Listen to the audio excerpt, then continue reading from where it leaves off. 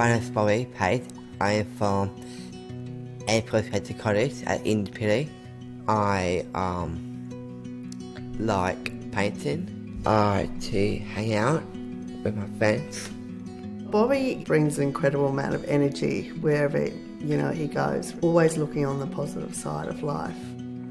He loves to be involved in everything and connecting with people. Often we'll arrange different dinners without me knowing that people are arriving for dinner. Some people might be a bit confronted about how to include him, but when it is done, the light up that he gets in his eye from, achieving whatever it is, it's incredible. I think that that's really what we want for him, to be out there giving it all a go. But it's fun. I compete in swimming. I like to win the race. I sometimes get a medal after swimming ends. I love going to school. I like English, religion, and hospitality.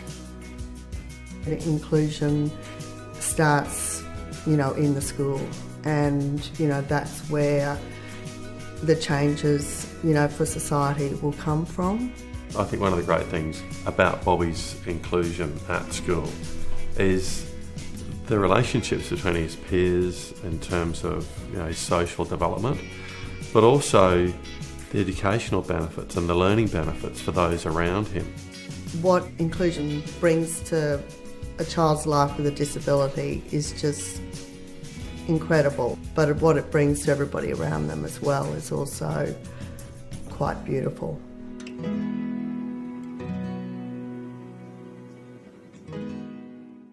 Hi, this is Mr. Muhammad Dawood, and today we are going to talk about inclusive learning.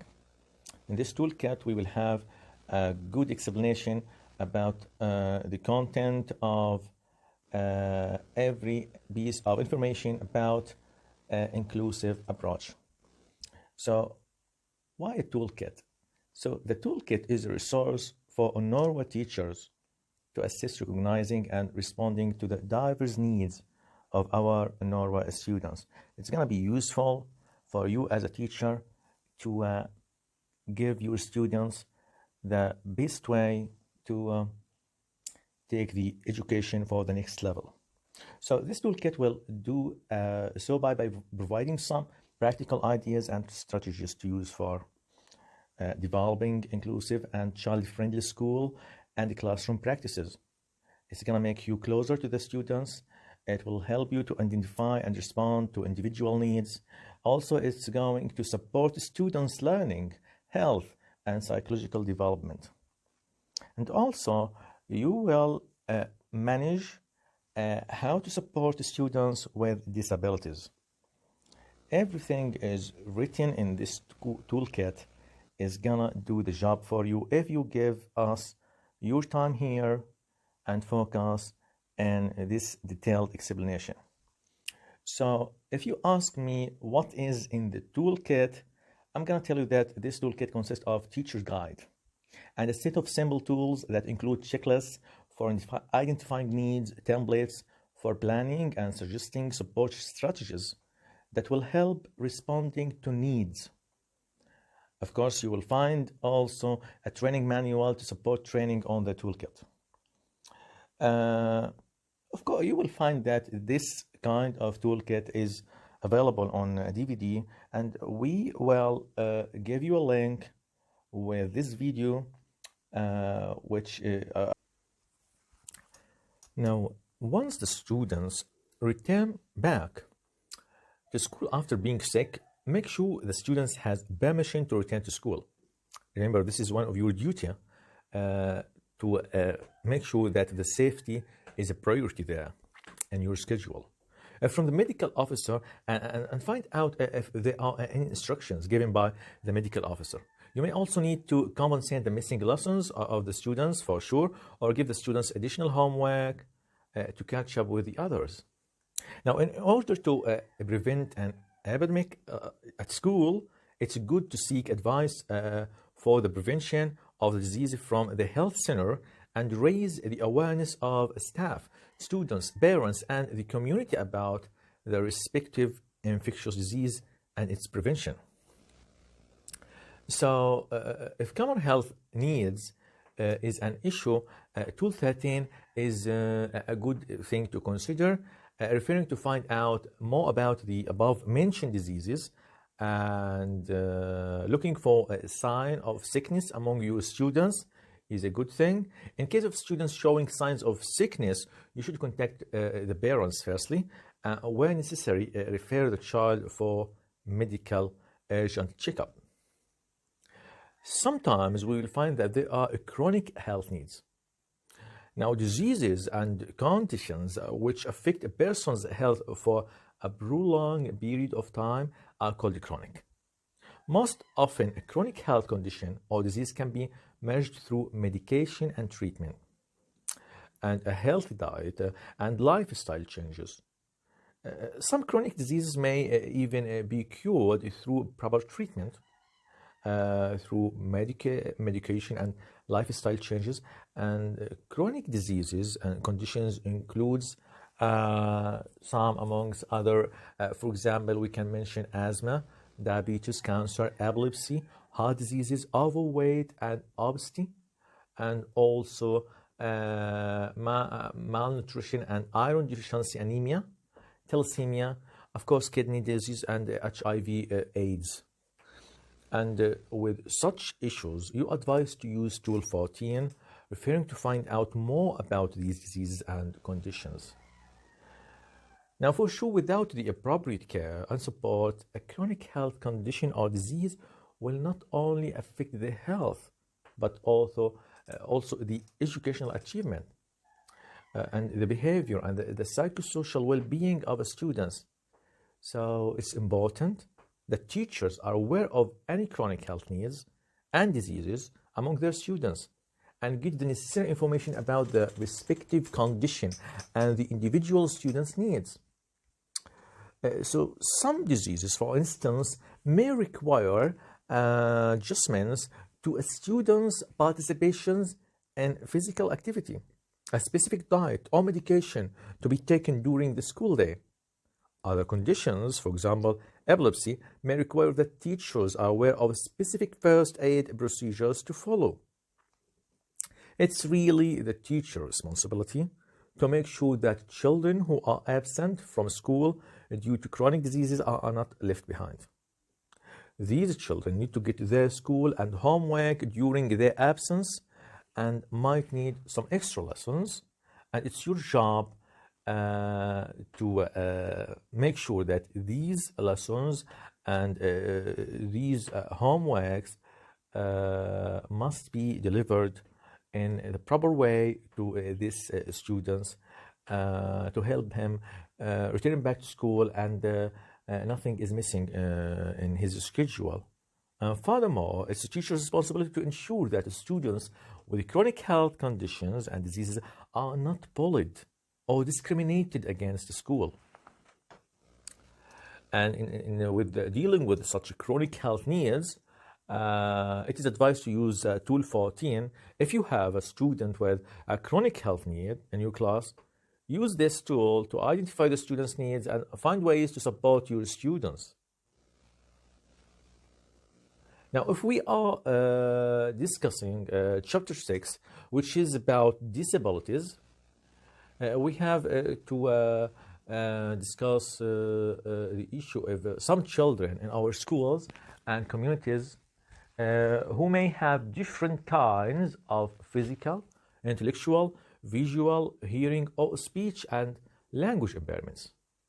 Now, some children may be born with impairments, which may be hereditary. For instance, the marriage of close relatives, and it's something we can face in many families here, such as cousins, which will for sure increases the risk of such impairments. Now, some impairments may be caused by complications during pregnancy or delivery. Other impairments may be acquired later in life through illness, such as, for example, meningitis or accidents. More often, the reason for impairments is not known, for example, in the case of autism. Now, people with impairments are often referred to as persons with disabilities. This is because the impairments, together with attitudinal and environmental barriers, hinders their full participation in society on equal basis with others. So while we as teachers can't treat or cure impairments, we can at least reduce the disabling effects of impairments by reducing the environmental and attitudinal barriers to the participations of children with disability in learning. It's your job. It's hard, but it's still your job to work it out. And children with such disabilities, like any other children, have the right to educate and need to learn and develop their full potential. For a teacher, including a child with a disability in a classroom is a challenge. Yes, we know that, and we are certain about this point. We may have limited resources, we may have limited knowledge and time to support a child with a disability, but sometimes even including a child with a disability may not possible, as the child's disability may be too severe and the child's health and safety may be negatively affected by the enrollment at school. However, most children with disabilities can be successfully included into regular classrooms, and indeed several examples of successful inclusions of children with disabilities into normal schools exist. I think you all met such issues and such disabilities thanks to the dedicated teachers and head teachers who make this thing is possible. Now, this section, the sixth one, provides you with some basic information on different kinds of impairments while suggesting ways to identify and respond to the needs of children with disabilities in your school and classroom. So if we are going to start talking about visual impairments and sight problems, most sight problems such as long or nearsightedness can be corrected by the use of glasses. Now, these sight problems are not visual impairments. If you suspect that your students can't see well, you may do a simple screening at school or refer the child to the health center for vision screening, and if needed, the prescription of glasses. Some sight problems can't be corrected completely by wearing glasses, and these sight problems are referred to as visual impairments. Now, each person with a visual impairments has different degrees of impairment and needs. Some have low or limited vision, while others may be blind. Visual impairments can be caused by a multitude of reasons. Amongst others, they can be due to disease of the mother during pregnancy, for example, German measles or chickenpox, infectious diseases like conjunctivitis, brain damage, eye injuries, or vitamin A deficiency. And visual impairments does normally not affect a person's learning abilities and intellectual capacity. However, the growth and development of a child with a visual impairments may sometimes be delayed due to a lack of exposure to opportunities that have been available to other children without the impairment. Now, in case you have a student with a visual impairment in your class, it is helpful to find out as much as possible about the degree of her or his impairments. That is to say, to verify how well the child can see. Especially, you should check which size of letters the child is able to see. If he or she sees better near or far things, if he or she sees better under bright or dark lights conditions, if he or she is able to see colors and can recognize persons and faces, if you are not sure about the extent and consequences of visual impairments, is strongly recommended to consult the school health team, referring the students to a health center for urgent checkup. Now, students with visual impairments need concrete teaching aids. These could be materials they can touch or stick for walking that helps them in getting around. You can, of course, produce sample materials such as worksheets with big font size yourself. You can also utilize objects and resources in the environments and allow the students to learn about these by touching. If you have blind students in your class, you will need to support with production of audio textbooks and braille materials. There are resource rooms, seminars, and organizations that can assist with this. It's your job to make this thing possible.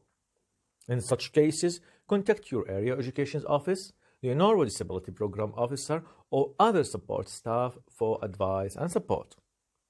Now, students with visual impairments can participate in the classroom and the school activity with some support from their peers and teachers. And for those who have visual impairments, Tool 15 is advisable.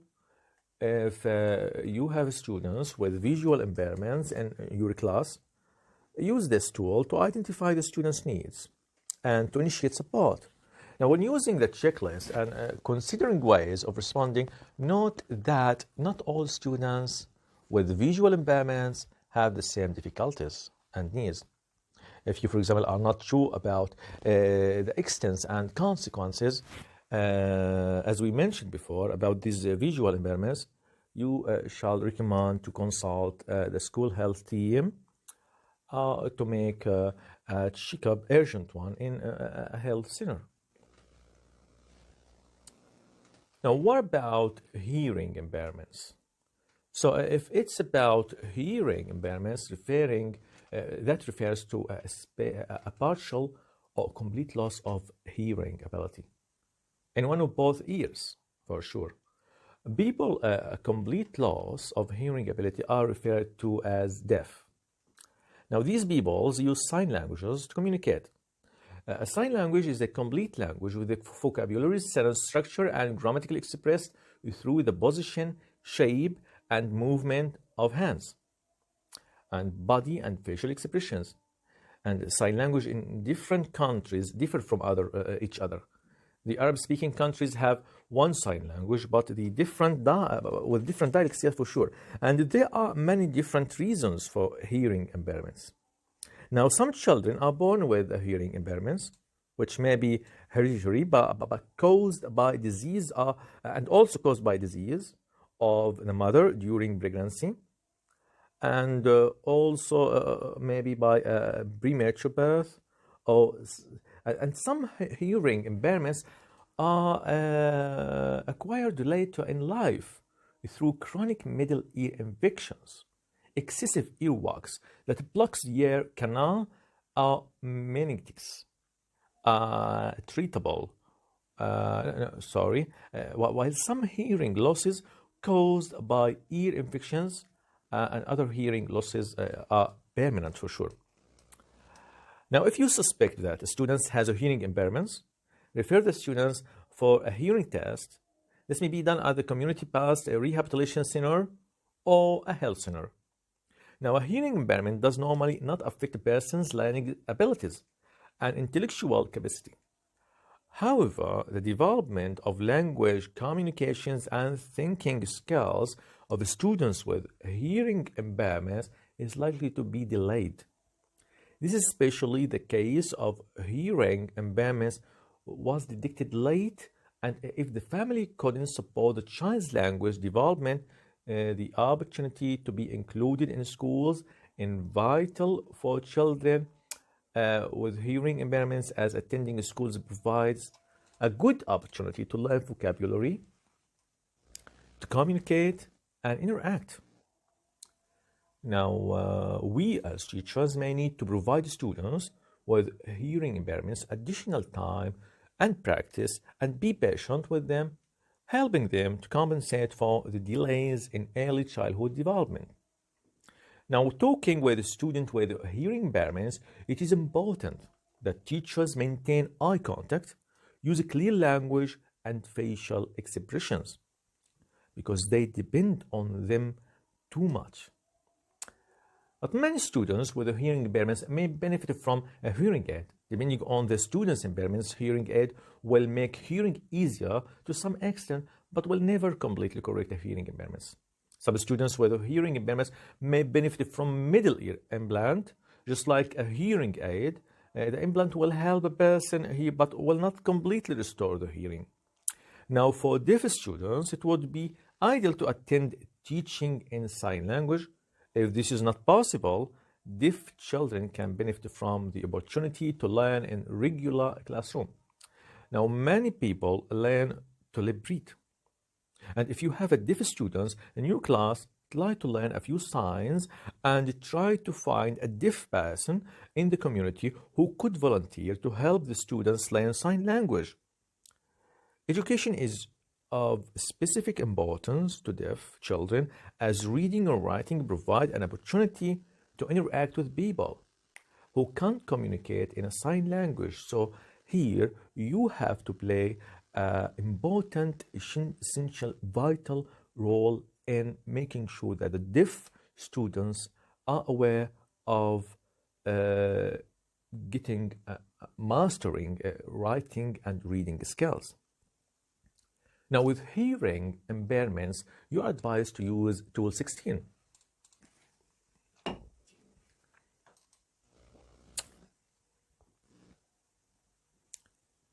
If you have students with hearing impairments in your class, use tool 16 to identify the student's needs and to initiate support. When the checklist and considering ways of responding, note that not all students with hearing impairments have the same difficulties and needs.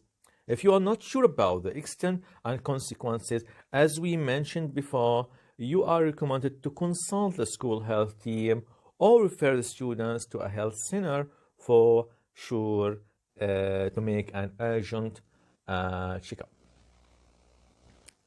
Now, the third part of impairments is the physical impairments. The physical impairments refer to a loss or deformation or limited function of a part of the body, affecting to a person's motor control or ability to move. And the physical impairment can be divided under two main categories: orthopedic impairments, and these are related to the bones and muscle system and include, for example, amputation and loss of a limb, bone and disease, and muscular dystrophy, which is muscles grow weaker as a child grows. Also, the second category is neurological impairments, and these are related to the function of the brain and nervous system, and include, for example, cerebral palsy, which is motor control centers in the brain are damaged, and spina bifida, which defect in the spinal cord, and hydrocephalus, which is brain fluids collect in the brain and cause a swollen head. Now, students with physical impairments maybe have difficulties moving around, difficulties with balance and controlling of limbs, even difficulties with speech and fine motor skills. Some neurological impairments may also cause difficulties in visual and spatial perception. Now, students with physical disabilities might need some assistive devices like a wheelchair or crutches for mobility. They need support to participate in class, to be able to move, write, and read. And while the physical impairment does normally not affect the person's learning abilities and intellectual capacity, however, the growth and development of a child with a physical impairment may sometimes be delayed due to the lack of exposure to opportunities that have been available to other children without the impairment. You should note that most students with physical impairments can be successfully included into the classroom environment. With some creativity, you could bring there to your classes and some small adjustments to consider their needs. And you're advised to use tool 17 for such physical impairments, where if you are a student with a physical impairment in your class, and use the tool 17 to identify the student's needs and do initiate support. And when using a checklist and considering ways of responding, note that not all students with a physical impairment have the same difficulties and needs. If you are not sure about the extent and consequences of such issue, as usual, you are strongly recommended to consult the school health team or refer the students to the health center for an urgent checkup. Now, we will talk about another impairments type, which is intellectual impairments. Now, the intellectual disability affects all areas of person's developments from birth till adulthood. Here, children with intellectual disabilities have difficulties with attention, memory, thinking, and reasoning skills. And these are likely to have some difficulties with life and self-care, motor language, communications, and social skills. Sometimes intellectual disabilities are associated with physical or sensory disabilities or a medical condition. For example, heart disease or common among some intellectual disabilities. Now, children with intellectual disabilities perform significantly lower and their development is significantly delayed compared to their fellow students of the same age. However, this doesn't mean that they can't learn or should not be at school. Indeed, children with intellectual disability benefit in many ways from the social learning environment. In regular schools and classrooms, they may not be able to achieve the same results as their classmates, but still, with some support, they are capable of achieving according to their fullest potential. In any case, all children with intellectual disabilities are individuals with unique abilities and potentials, and it should not be assumed that all children with intellectual disabilities have the same difficulties or needs. That to be considered from you as a teacher.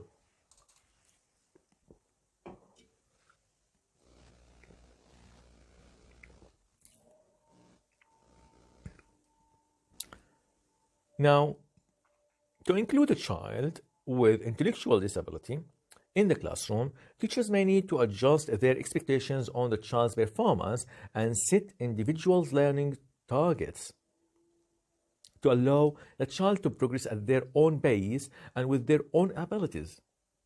An individual education plan can be developed in close collaboration with the student support team of the school.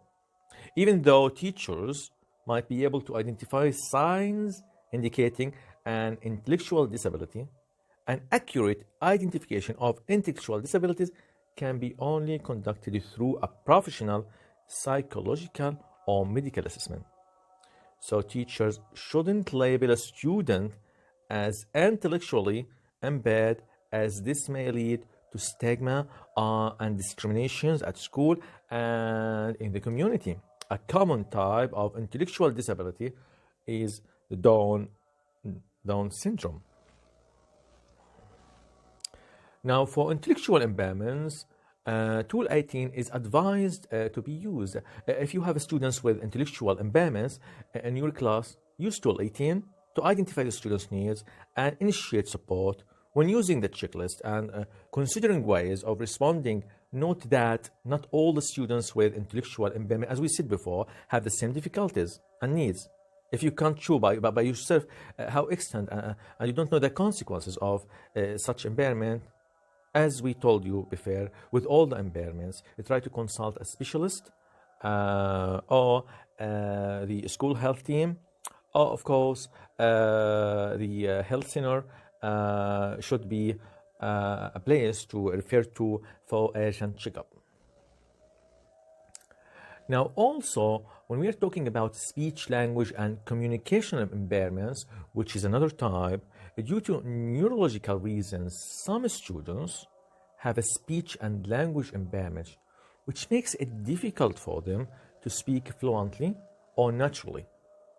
Students with cerebral palsy, for example, may have difficulties with speaking, breathing control, and swallowing as a result of a brain damage that causes a poor control of the muscles around the mouth. Other students have a stammer that makes it difficult for them to articulate certain words or phrases. Others may have a delayed speech because of limited exposures to social interaction. Now, good speech models and language stimulation within the family and community too. Sometimes speech impairments are also caused by psychosocial reasons such as trauma, like stammering, for example. Now, there are also students with communication impairments, for example, students with autism who have poor language and communication skills and have difficulties with social interactions. They find it hard to obey to classroom rules. They don't always understand the teacher's expectations. And some people with autism might have very limited language and might not speak at all. However, they have often other skills in specific areas. The cause of autism is known, but often students with autism also have an intellectual impairment in addition to the difficulty in communication and social interaction. However, there is a spectrum of autism, and many children with autism might not be identified as autistic, although they might experience some problems with language and social interaction. Now, while sometimes autism is more obvious and easy to observe, even though some students have difficulties with producing speech or understanding language, finding it hard to relate to other people and have problems to hold conversations, this doesn't mean that they can't communicate. They just need a supportive learning environment, a supportive teacher. For example, cards with words, symbols, and pictures, using gestures, facial expressions, as well as a clear classroom structure and routines can help students with speech, language, and communication impairments to participate in learning and classroom interaction. It's also very important that students with speech, language, and communication impairments receive support and encouragement, are not bullied by their peers or ridiculed by their teachers. For example, stammering is likely to get worse if a child stammering is pressured by other people and made to feel ashamed of their stammering. Now, for such impairment, try to use tool 19. And if you have a student with a speech, language, communication impairment in a class, use tool 19, as such kind of impairments is good to be treated with tool 19 to identify the student's needs and to initiate the support. And when using a checklist, considering ways of responding, note that each student with speech, language, communication impairments will have different difficulties and needs.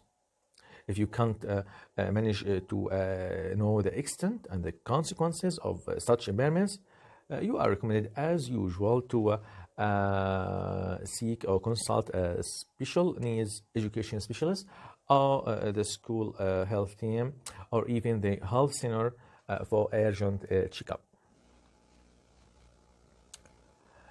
And as a conclusion here, let us say that moving towards inclusive education is a challenging but still exciting and rewarding journey.